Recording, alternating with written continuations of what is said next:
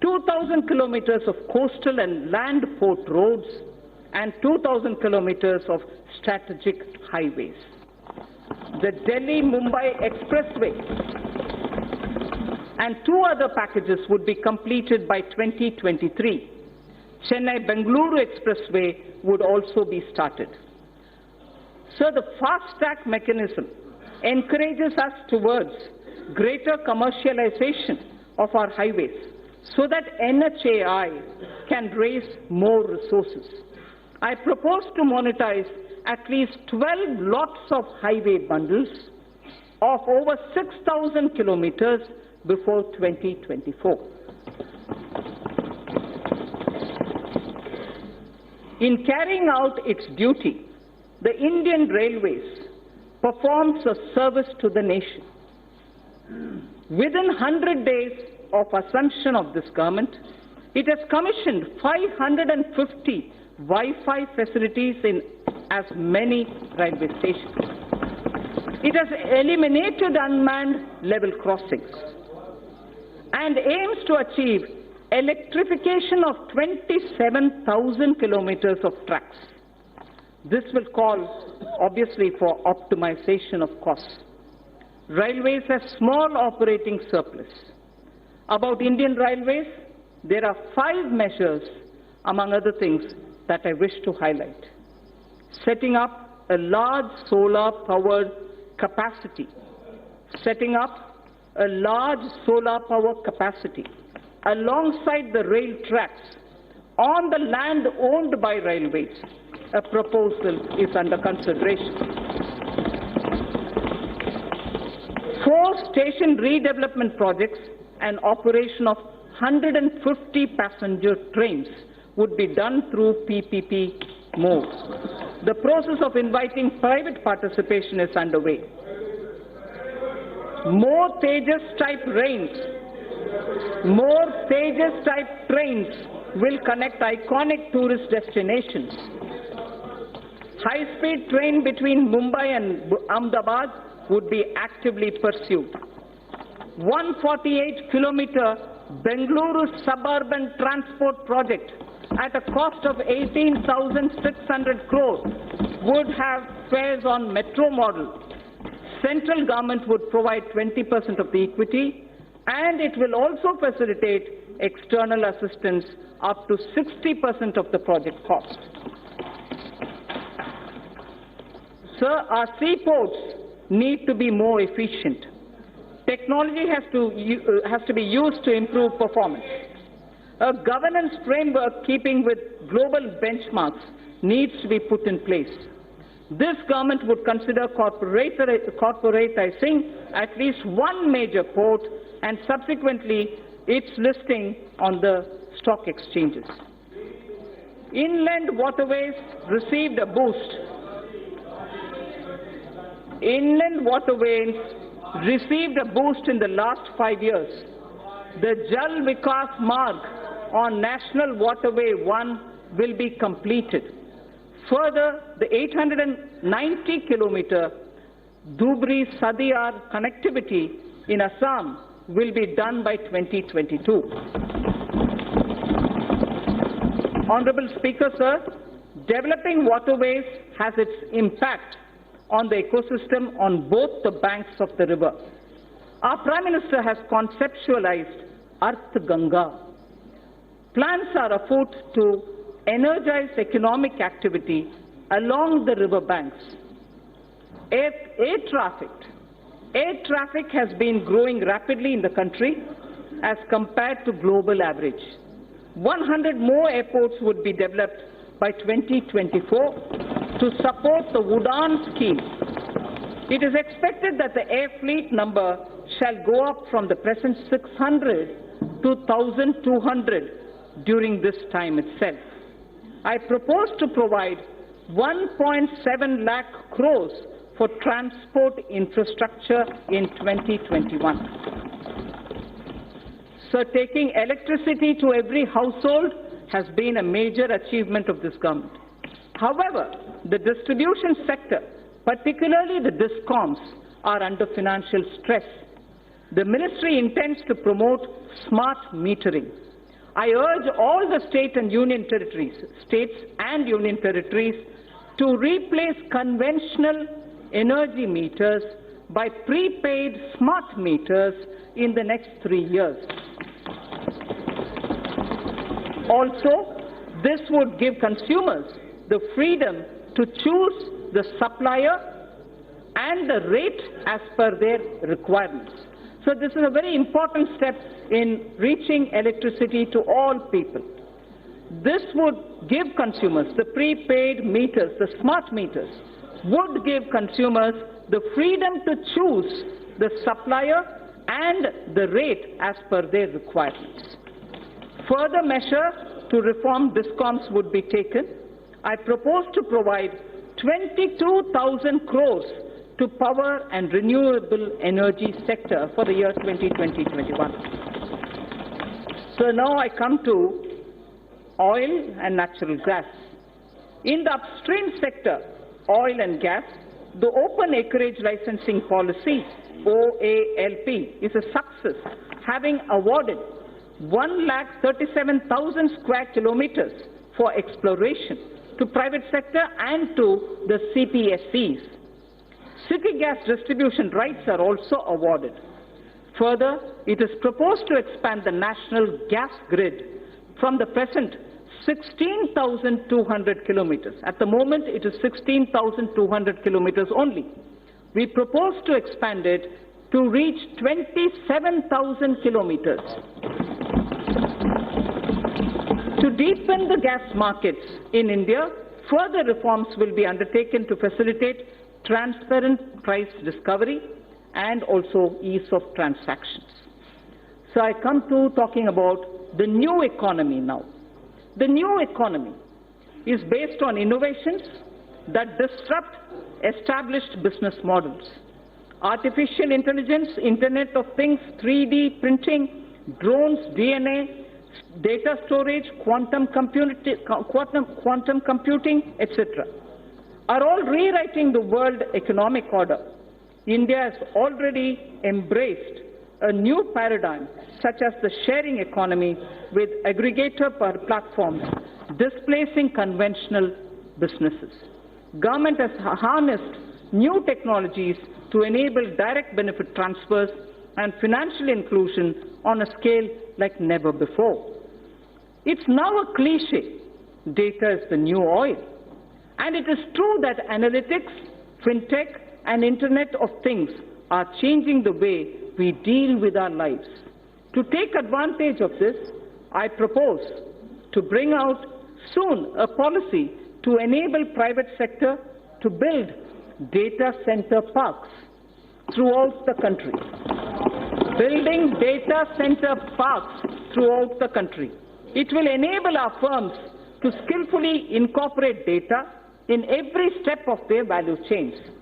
Our vision is that all public institutions at the Gram Panchayat level, such as Anganwadis, health and wellness centers, government schools, PDS outlets, post offices, and police stations will all be provided with digital connectivity. So, the fiber to home FTTH connections through BharatNet will link 100,000 Gram Panchayats this year itself. 1 lakh Gram Panchayats this year itself will be connected to the optical fiber FTTH program. It is proposed, therefore, to provide 6,000 crores to BharatNet program 2020-21. We need to expand the base for knowledge-driven enterprises. Intellectual property creation and protection will play an important role. Several measures are proposed in this regard, which will benefit the startups. A digital platform would be promoted that would facilitate seamless application and capture IPRs. Also, in an institute of excellence, a center would be established that would work on the complexity and innovation in the field of intellectual property. Honorable Speaker, sir, knowledge translation clusters would be set up across the different technology sectors, including new and emerging sectors. For designing, fabrication, and validation of proof of concept, and further scaling up technology clusters harboring such test beds and small-scale manufacturing facilities would be established.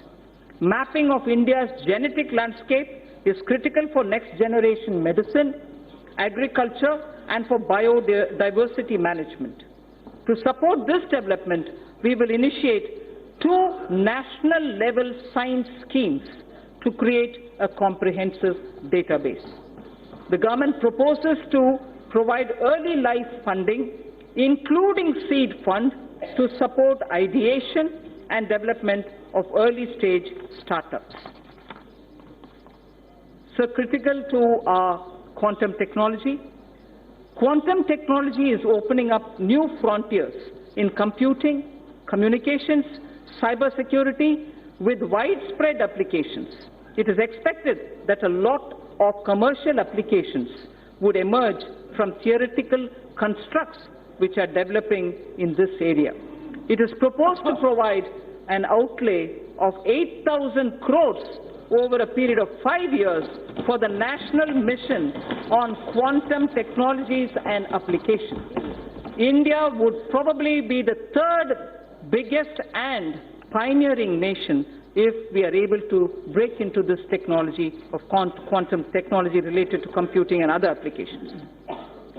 Sir, I come to the 3rd theme, the last theme in my part A, after which, of course, I will speak of a few others. Caring society. In our 3rd theme, we focus on women and child, social welfare, culture and tourism, and also on environment and climate change. Women and child and social welfare, sir. I am pleased to inform the House that Beti Bachao, Beti Padhao has yielded tremendous results. Gross enrollment. Sir, if you hear the data, I think it's important not to politicize issues related to women. Beti Bachao, Beti Padhao has yielded tremendous results. Gross enrollment ratio of girls across all levels of education is now higher than boys. At elementary level, it is 94.32% as against 89.28% for boys. At secondary level, it is 81.32% as compared to 78% for boys. At higher secondary level, girls have achieved a level of 59.70% compared to only 57.54% for boys. So girls are actually, under Beti Padhao, benefiting from the scheme. Health of mother.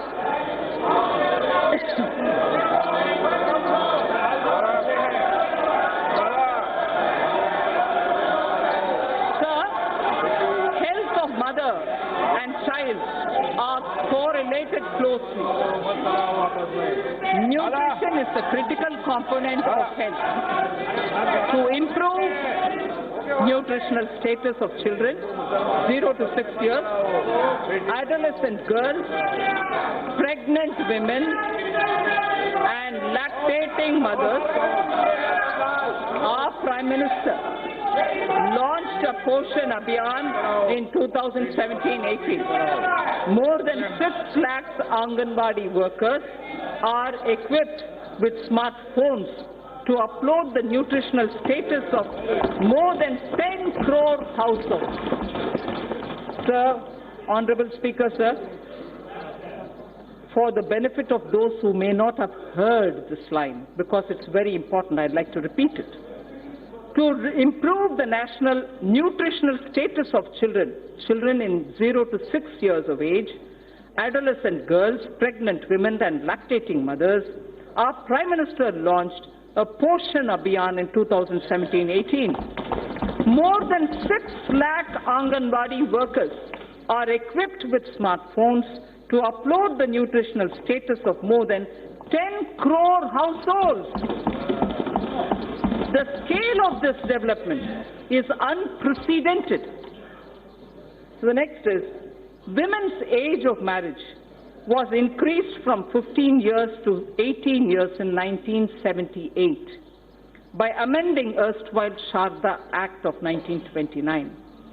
As India progresses further, opportunities open up for women to pursue higher education and careers. There are imperatives of lowering MMR, maternal mortality rate, as well as improvement of nutrition levels. Entire issue about age of girl entering motherhood needs also to be seen in this light. I propose to appoint a task force that will present its recommendations in 6 months' time.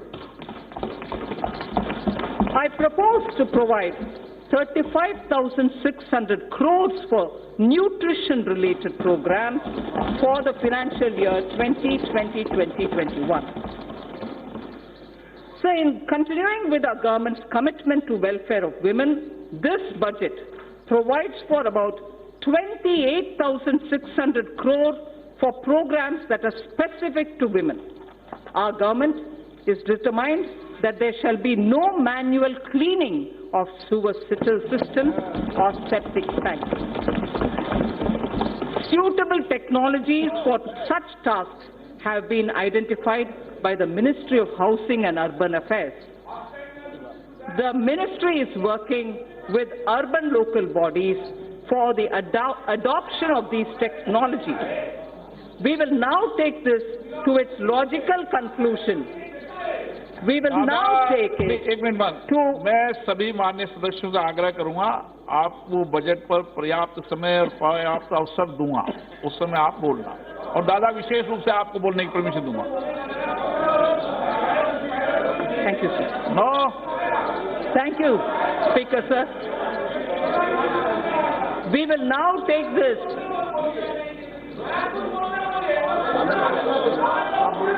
We will now take this to its logical conclusion through legislative and institutional changes. Financial support for wider acceptance of such technologies will be provided. In furthering this government's commitment towards the welfare of scheduled castes and other backward classes, I propose a budget provision of about 85,000 crores for 2020-21 for scheduled castes and other backward classes. I repeat, I propose a budget provision of about 85,000 crores for 2020-21.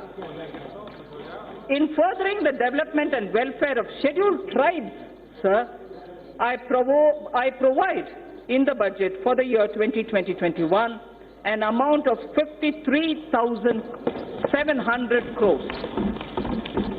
For scheduled tribes, I repeat, we provide 53,700 crores. This government is mindful of the concerns of senior citizens and Divyang. Accordingly, an enhanced allocation of about 9,500 crore is being provided for 2020-21. So now I move to the second of the third topic theme that I have, which is culture and tourism. Our government proposes to establish an Indian Institute of Heritage and Conservation under Ministry of Culture. It shall have the status of a deemed university to start with. Acquisition of knowledge in disciplines such as museology and archaeology are essential for collecting and analyzing scientific evidence of such findings and for dissemination through high-quality museums. Currently, lack of trained manpower is a handicap for both these disciplines, and therefore it also has a negative impact on tourism. 5 archaeological sites would be developed as iconic sites with on-site music. They are Rakhi Ghadi, Haryana; Hastinapur, Uttar Pradesh; Shiv Sagar in Assam; Dholavira Gujarat, Adichanallur, Tamil Nadu. I repeat, 5 archaeological sites would be developed as iconic sites with on-site museums. They are Rakhigarhi, Haryana, Hastinapur, Uttar Pradesh, Shivsagar, Assam, Dholavira, Gujarat, and Adichanallur in Tamil Nadu. Our Prime Minister in January 2020 announced recuration of the Indian Museum in Kolkata, which is the oldest in the country. In the historic old Mint building, Kolkata, a museum on numismatics and trade will also be located. 4 more museums from across the country shall be taken up for renovation and recuration so that a world-class experience can be offered to our visitors. Our government shall also support setting up of a tribal museum in Ranchi, Jharkhand. So I spoke about the Sindhu-Saraswati civilization. A maritime museum would be set up at Lothal, the Harappan Age maritime site near Ahmedabad, by the Ministry of Shipping. I propose to provide 3,150 crore for Ministry of Culture for the year 2021. Sir, India has moved up from the rank 65 in 2014 to 34 in 2019 in the Travel and Tourism Competitive Index, the World Economic Forum's index. Foreign exchange earnings grew 7.4% to 1.88 lakh crores for the period January to November 2019 from 1.75 lakh crores. From 1.75 lakh crores, it has gone up to 1.88 lakh crores. Growth of tourism directly relates to growth and employment. States have a critical role to play. I expect the state governments to develop a roadmap for certain identified destinations and formulate financial plans during 2021 against which specified grants will be made available to the states from the centre in the year 2020-21. For purpose of tourism promotion, sir, I propose to allocate 2,500 crores for 2020-2021. So I now move to the third under this theme, environment and climate change. In September 2019, the Prime Minister has launched the Coalition for Disaster Resilient Infrastructure with its secretariat in Delhi. This global partnership is the second such initiative, international initiative, after the launch of, as members would recall, after the launch of International Solar Alliance. That was in 2015. This global partnership will help in addressing a number of sustainable development goals, as also the aims of Sendai framework. It will enhance climate change adaptation with a focus on disaster-resilient infrastructure. India submitted its nationally determined contribution under the Paris Agreement in 2015 on a best effort basis, keeping in mind the development imperative of our country. Its implementation effectively begins from 1st January 2021. Our commitments as action will be executed in various sectors. Honourable Speaker, sir, I interrupt here only to say this is a very important point because a lot of our commitments which have been given in the Paris Climate Change Conference on best effort basis will start kicking in from 1st January 2021.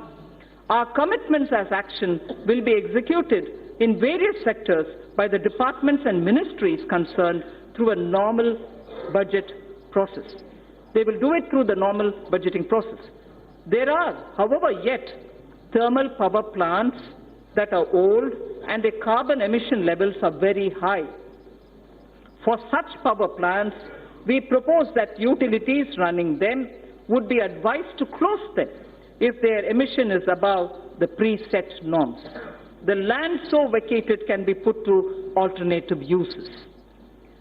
In large cities having population above 1 million, clean air is a matter of concern. I'm sure a lot of our members will be keen to know about what steps are being taken for cities and clean air.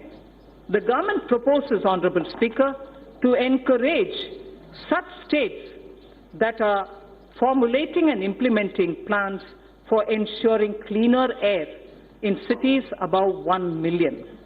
Parameters for the incentives would be notified by the Ministry of Environment, Forests and Climate Change. Allocation for this purpose is 4,400 crores for 2020-2021. So there is something which, before I move to talking about governance, because the three themes that I put before the members is coming to a close, I fall back on the wise words of Thiruvalluvar. And this, it's very important, sir. We've heard several words of wisdom from Thiruvalluvar. Thiruvalluvar has spoken about what a good country is. What a good country is actually got to be like. And what makes up for jewels of a good country. I first read it in Tamil, then I'll give you the meaning. Pini inmai, selvam, vilai inbam, emam. Pini inmai, selvam, vilai inbam, emam. Ani enba, nattin vaindu. Ani enba, nattiv vaindu. There are 5, what Thiruvalluvar says, which are jewels for a good country. The first is pini inmai, meaning the country will have to be without epidemics or illnesses, major illnesses. The second, he says, it should be wealthy. It should have wealth. It should have wealth. Vilai. It should also have vilachal. In the sense, from the fields, it should have good crop. It should have inbam. It should have happiness. It also should have emam, which is security and safety of the country. So the 5 jewels. 5 jewels. Pini inmai, selvam, vilai inbam, emam, and inbam. Prime Minister Modi, Ayushman Bharat for health for all is penny in mind. Selvam, wealth creators will be respected in this country. Wealth creators will be respected in this country. Selvam. Vilaichal, having good crops. Farmer PM Kisan, doubling of income, use of fertilizers and proper growth leads to surplus in horticulture, surplus in Silhan, surplus now, probably also in Dalhan. So the Prime Minister's program at health, at creating and giving respect for wealth creators and improving agricultural output and looking at ease of living, bringing happiness to people, and above all, the fifth, emam, this country's national security. You have enough proof to say national security is the top priority of this government.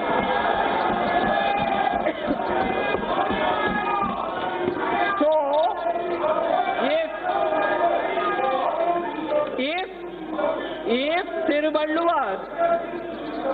if Thiruvalluvar, आपको कुछ होना चाहिए, तमिल में पढ़ा है, बैठ जाइए. That's right, sir.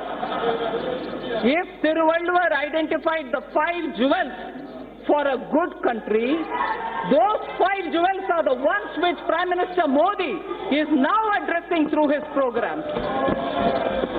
For health, Ayushman, for wealth creators, a respectable and honorable climate, good crops, happiness through ease of living, and national security. So, now with all that said, the book, which I would like to give every citizen with trust and faith, had flowers and aspirational India, had aspirational India, a set of flowers under aspirational India, had set of flowers under environment and economy and also commerce and industry. A third set of flowers was under the caring India, caring society that we want to have. Now this bouquet of flower is held by two hands, governance and other financial institutions. I speak about governance, sir, which is very important. Good governance is what is going to be giving faith to the people. Honorable Speaker, sir, all the while I have explained the color and composition of the bouquet of flowers, schemes and programs. They were grouped under aspirational India, economic development and caring India. Now I speak about the two hands that will hold them. One such a hand is governance, which is clean, corruption-free, policy-driven, and good in its intent. And most importantly, trusting in faith, trusting every citizen, the aspirational youth, the hard-working women.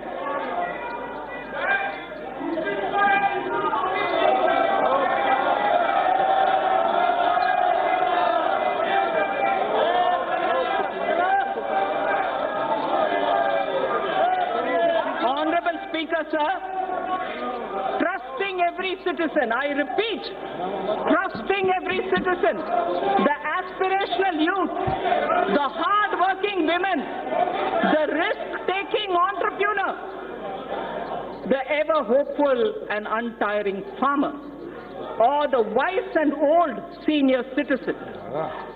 Many among them are taxpayers. Others may not be taxpayers now.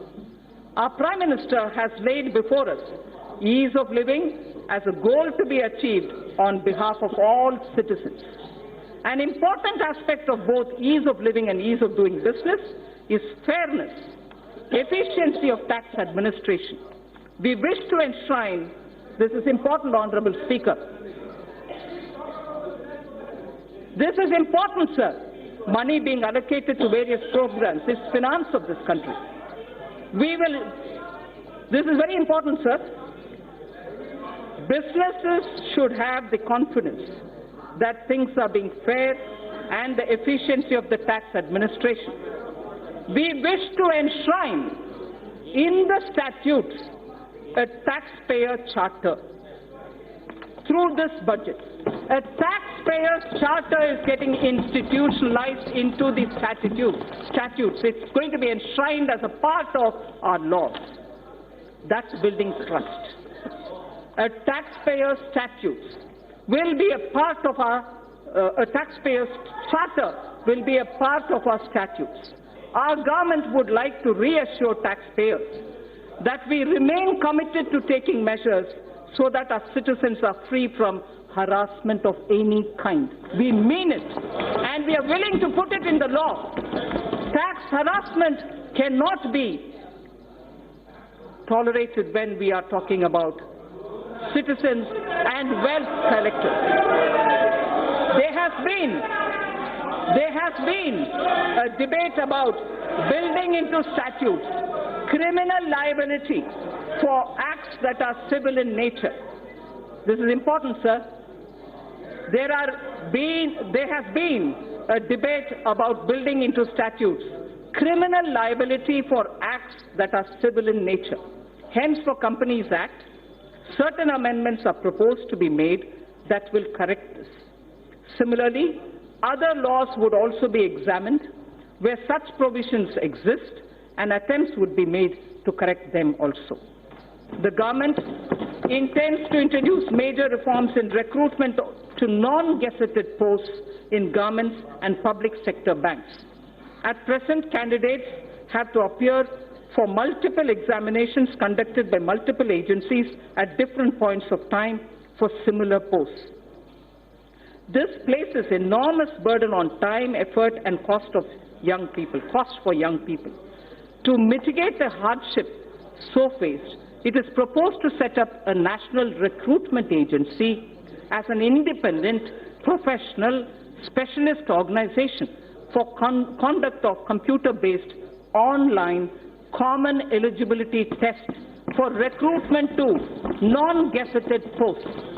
A test center in every district, particularly in the aspirational districts, would be set up. For the speedy disposal of commercial and other disputes, government has constituted various tribunals and specialized bodies. It is proposed to evolve a robust mechanism for appointment, including direct recruitment to these bodies, to attract best talents and professional experts. A stable and predictable business environment is a key objective of this government. There is also a strong argument for ensuring that contracts are honored. India has a sound framework related to Contracts Act. We shall deliberate upon strengthening it. There is a growing need, sir, for Indian statistical system to meet the challenges of real-time monitoring of our increasingly complex economy. Data must have strong credibility. The proposed new national policy on official statistics would use latest technology, including artificial intelligence. It would lay down a roadmap towards modernized data collection, integrated information portal, and a timely dissemination of information thus collected. I am happy to inform that India will host G20 presidency in the year 2022. That is the year of 75th anniversary of independence of the Indian nation. During this presidency, India would be able to drive considerably the global economic and development agenda. For this historic occasion, I allocate a sum of 100 crore to begin the preparations. 100 crore rupees. Sir, northeastern region has a very high priority in government's developmental agenda. Government is ensuring smooth access to financial assistance from multilateral and bilateral funding agencies to help introduce innovative and global best practices. Central government has effectively used an online portal to reduce gestation period of online. This has improved the flow of funds to the northeast region. The government is fully committed to supporting the all-round development of the newly formed Union Territories of Jammu and Kashmir and the Union Territory of Ladakh. Accordingly, an amount of 30,757 crore has been provided for the financial year 2020-21. An amount of 5,958 crore has been provided for the Union Territory of Ladakh. So that was one hand, which is governance. Now I come to the other, which is the financial sector. If governance was described as one of the pair of the hands holding the bouquet consisting of aspirational India, economic development and caring India, the other is the financial sector. A clean, reliable, robust financial sector is critical to the economy. A clean, reliable and robust financial sector is critical to the economy. In our efforts to achieve the US $5 trillion economy, the financial architecture should evolve. The financial architecture should keep evolving and move from strength to strength. We had earlier approved consolidation of 10 banks into 4. In the last few years, the Government of India has infused about 3,50,000 crores by way of capital into public sector banks for both regulatory and growth purposes. Governance reforms would be carried out in these banks so that they become more competitive. A few among them will be encouraged to approach capital market to raise additional capital. Sir, I wish to inform this august House that robust mechanism is in place to monitor the health of all scheduled commercial banks and that depositors' money is absolutely safe. I wish to underline this point, sir, that this August House should know that robust mechanism is in place to monitor the health of all scheduled commercial banks, and that depositors' money is absolutely safe. Further,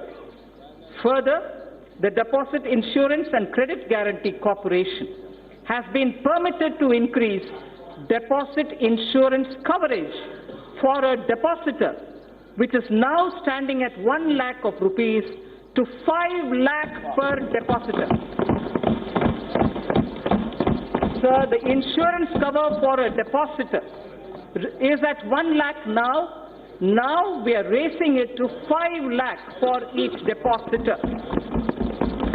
Sir, to strengthen the cooperative banks, amendments to the Banking Regulation Act are proposed for increasing professionalism, enabling access to capital, and improving governance and oversight for sound banking through the RBI. The limit for NBFCs to be eligible for debt recovery under the Securitization and Reconstruction of Financial Assets and Enforcement of Security Interests under the SARFAESI Act 2002 is proposed to be reduced from 500 crores to asset size 100 crores only, or loan size from existing 1 crore to 50 lakhs. Therefore, we feel many of the small NBFCs which can come for debt recovery would be far easily done for smaller companies. In the last few years, the government has taken concrete steps to bring our banking system to be robust. However, there is a need for greater private capital. Accordingly, it is proposed to sell the balance holding of Government of India's IDBI Bank to private, retail and institutional investors through the stock exchange.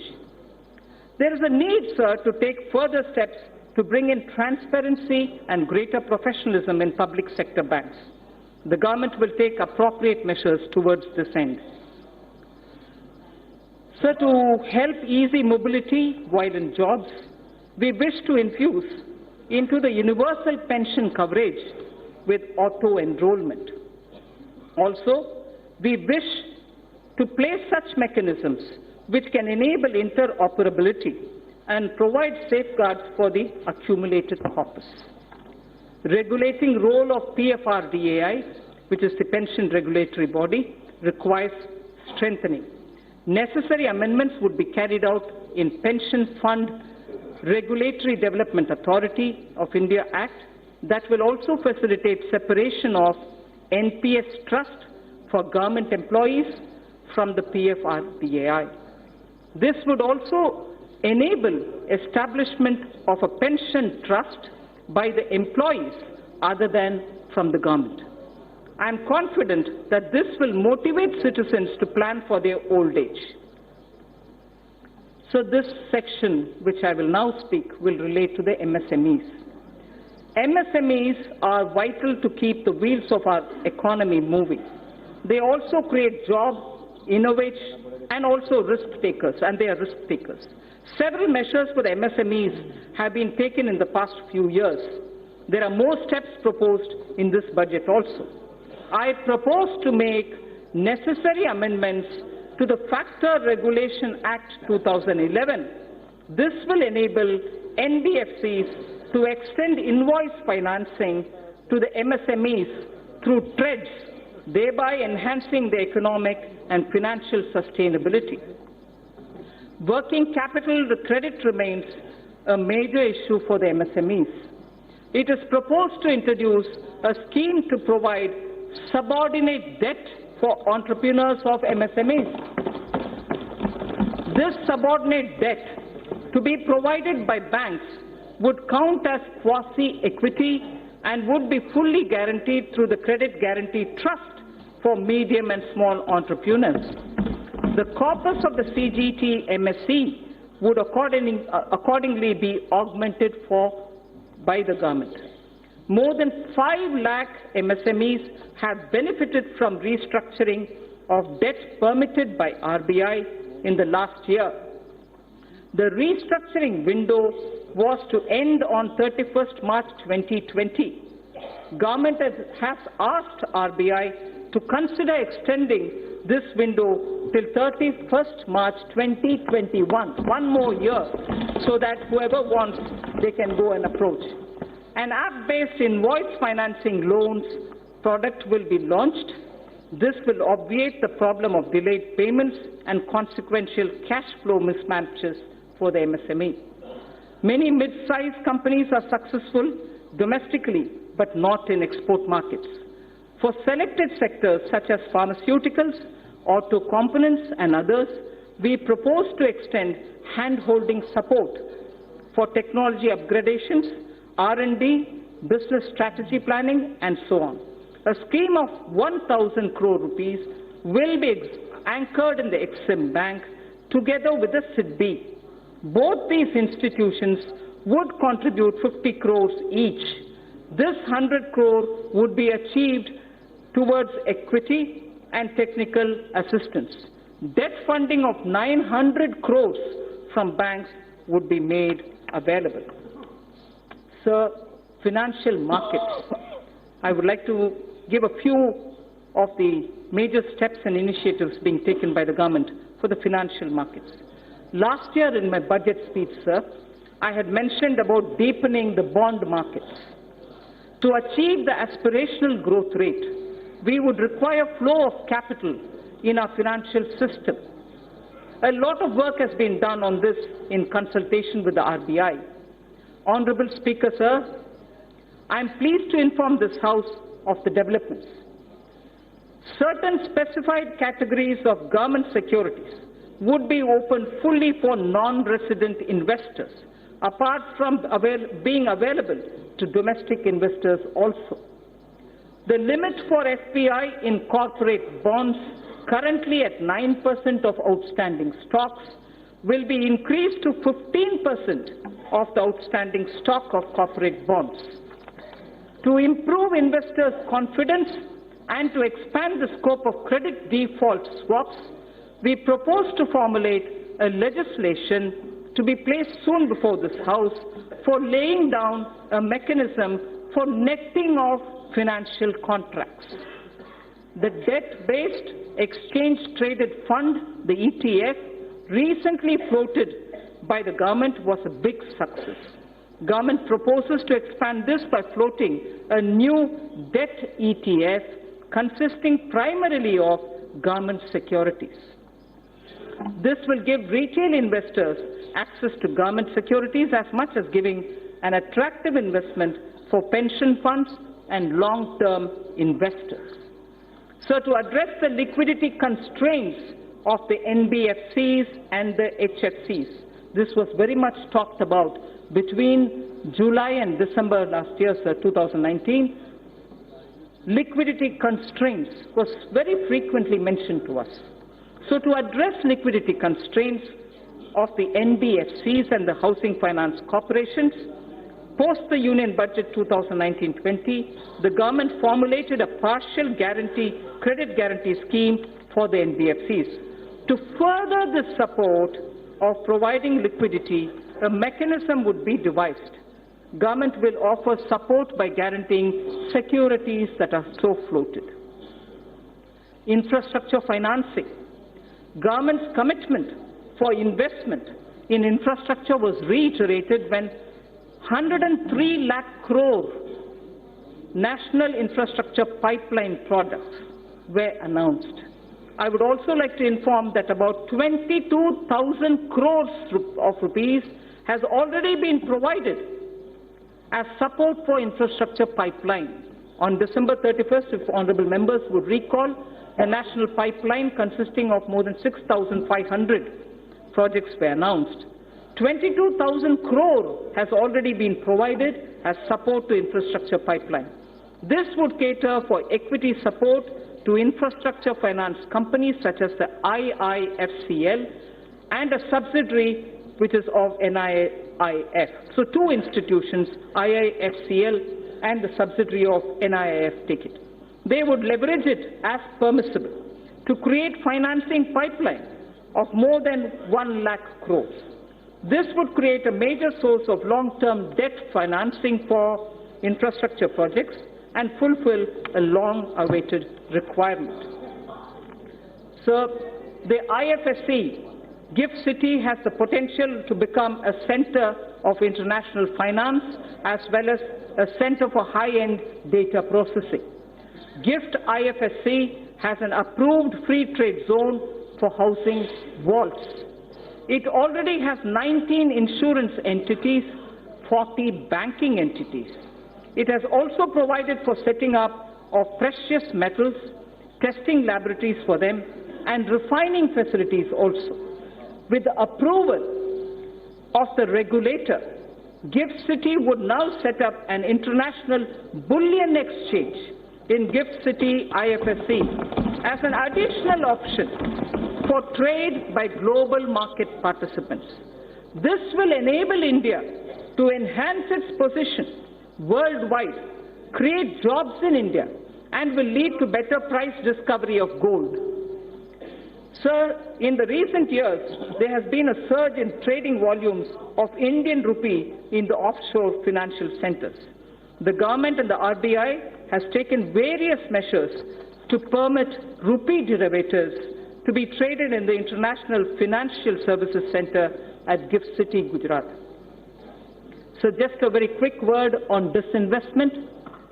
Listing of companies on companies' stock exchanges brings discipline, and it disciplines the company and provides access to financial markets and unlocks its value.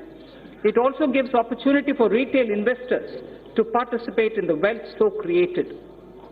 The government now proposes to sell a part of its holding in the LIC by way of initial public offer. Initial public offer. So, fiscal management. The 15th Finance Commission. The 15th Finance Commission has given its first report pertaining to financial year 2020-2021. In the spirit of cooperative federalism, I am pleased to announce that we have in substantial measure accepted the recommendations of the Commission. The Commission would submit its final report to the President during the latter part of the year for 5 years beginning 2021-22. It is decided to transfer to the GST Compensation Fund balances due out of the collection of the years 2016-17 and 17-18 in 2 installments. Hereinafter, transfers to the fund would be limited only to the collection by way of GST compensation cess. A fundamental overhaul of centrally sponsored schemes and central sector schemes is necessary so that we can align them with emerging social and economic needs of tomorrow and to ensure that scarce public resources are spent optimally. Recently, there has been a debate over transparency and credibility of the projected fiscal numbers. Let me assure the House that the procedure adopted is compliant with the FRBM Act. This is also consistent with the practices hitherto followed. However, for greater clarity, I have enumerated those central government debt that are not part of the market borrowing and are used to fund the expenditure at the annex. I'd like to repeat this line, sir.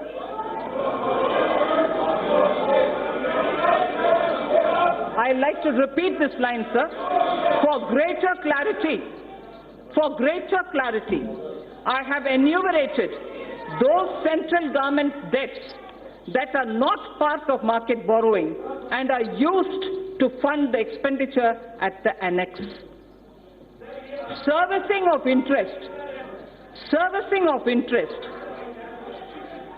and repayment of these debts,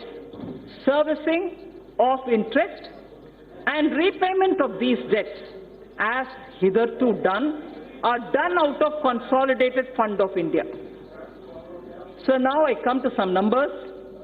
Revised estimates of expenditure for the financial year 2019-20 are at a level of 26.99 lakh crores, and the receipts are estimated at 19.32 lakh crores.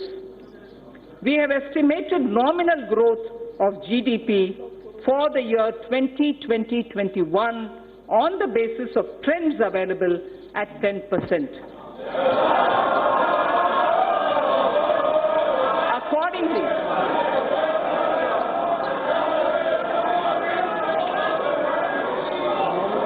we have estimated, sir, let me finish, sir.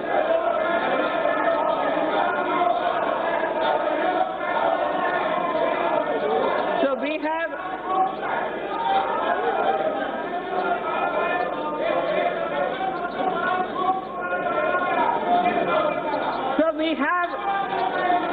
estimated the nominal growth. We have estimated the nominal growth of GDP for year 2020-21 on the basis of trends available at 10%. Accordingly, receipts for the year 2020-21 are estimated at 22.46 lakh crores. And keeping in mind commitment of the government towards various schemes and the need for improvement of the quality of life, level of expenditure has been kept at 30.42 lakh crores. Sir, during the year, government has unfailingly worked towards keeping up capital expenditure. Actually, there is substantial enhancement. All the flagship schemes of the government have been fully provided for. Details may be seen in the annexes to the printed copy of my speech. Every budget must appropriately address the issue of fiscal deficit. Every budget must appropriately address the issue of fiscal deficit. Recently, government has undertaken very significant tax reforms for boosting investment. However, expected tax buoyancy will take time. We estimate a fiscal deficit of 3.8% in RE 2019-20 and 3.5% for BE 2020-2021. This estimation is consistent with the government's abiding commitment to macroeconomic stability, and it comprises of A, 3.3 for year 2019-20 and 3 for the 2020-2021 budget estimate, and B, Section 4.2 of the FRBM Act, which provides for a trigger mechanism for a deviation from the estimated fiscal deficit on account of structural reforms in the economy with unanticipated fiscal implications. Therefore, I have taken a deviation of 0.5% consistent with the Section 4.3 of the FRBM Act, both for RE 2019-20 and BE 2020-21. Accordingly, the return path is being laid before the Parliament as a part of the medium-term fiscal policy cum strategy statement. This fiscal path commits us to the path of fiscal consolidation without compromising the needs of investment out of public funds. Accordingly, net market borrowings for the year 2019-20 would be 4.99 lakh crore, and for the year 2020-21 it would be 5.36 lakh crores. A good part, this is very important, sir, a good part of the borrowings of the financial year 2020-21 would go towards capital expenditure of the government that has been scaled up by more than 21%. As I had previously mentioned, another about 22,000 crores have already been allocated for equity to fund certain specified infrastructure finance companies who would leverage it manifold and provide much needed long-term finance for infrastructure sector.